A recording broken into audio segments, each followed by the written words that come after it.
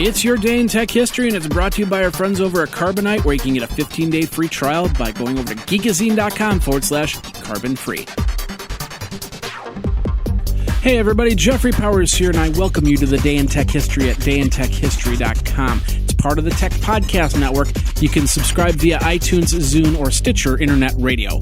Our Twitter is Day in Tech Hist, and all show notes are on the wiki page if you want to follow along.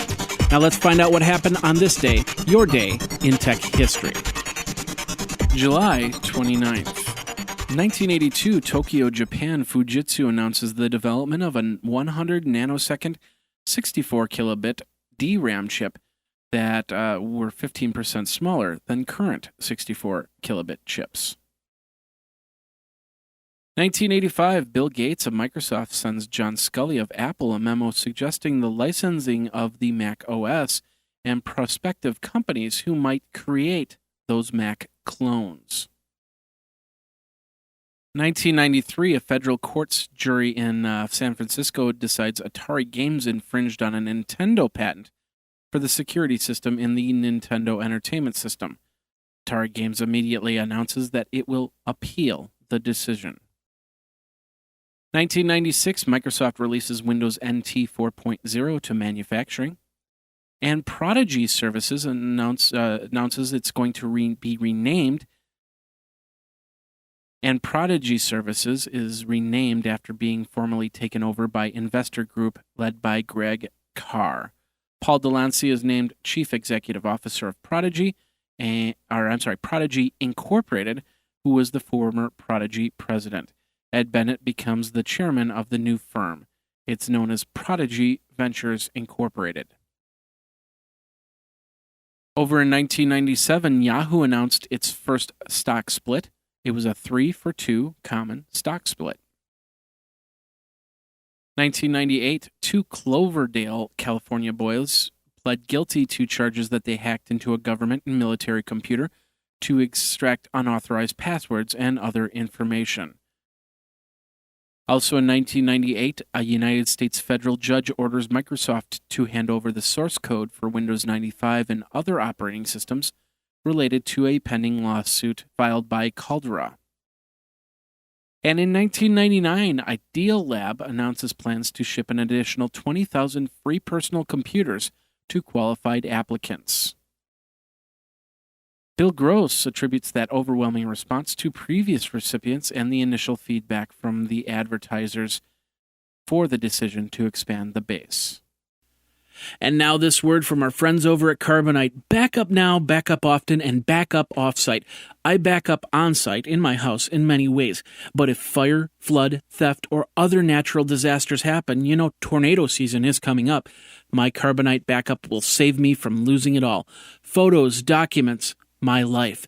Best part is I can access my backup files from another computer when I log into the Carbonite service. Even those vacation photos right to my phone using the Carbonite mobile app. Save yourself from total loss. Get a 15-day free trial over at geekazine.com/carbon-free. That's geekazine.com/carbon-free.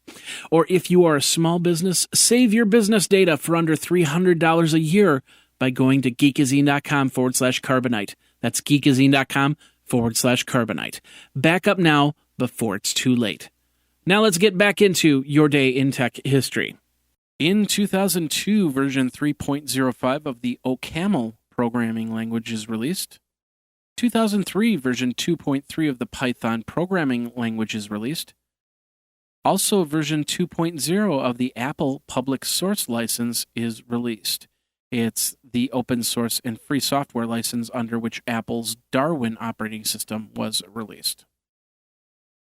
2005, Webcomics Nation, a webcomic hosting and automation services for online cartoonists, is launched. It's an ad-supported site for cartoonists, offering cartoonists unlimited web space for $7 a month. 2008, Sirius and XM closed the merger and become one company. Also in 2008, Scrabulous disappears from Facebook after Hasbro suit. In the same day, that newly created Scrabble Facebook app by Hasbro crashed. Microsoft launched the Mojave experiment, which is a series of commercials that tried to promote the Microsoft Vista by doing a blind taste test of sorts. T. Boone Pickens chooses to relinquish all of his Yahoo stock. He didn't say why. Also in 2008, a 5.4 magnitude earthquake strikes California. The phones go down, but Twitter doesn't. Might be another reason why they got nominated for a Nobel Peace Prize. And Amazon launches Checkout and Amazon Simple Pay to compete with Google Checkout and eBay's PayPal. And in 2009, AOL appoints Stephen Panier as president of Bebo.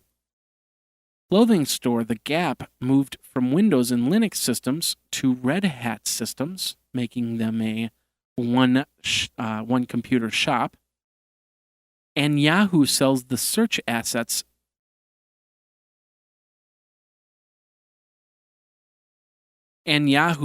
all of its search assets to Microsoft in a 10-year deal.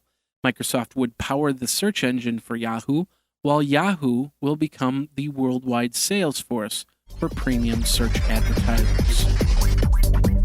And that's your Day in Tech History. My name is Jeffrey Powers, www.dayintechhistory.com. All the show notes are over at wikizine.com, Geekazine's wiki. And of course, you can like the Facebook page and follow Twitter at Day in Tech Hist. Until tomorrow, take care.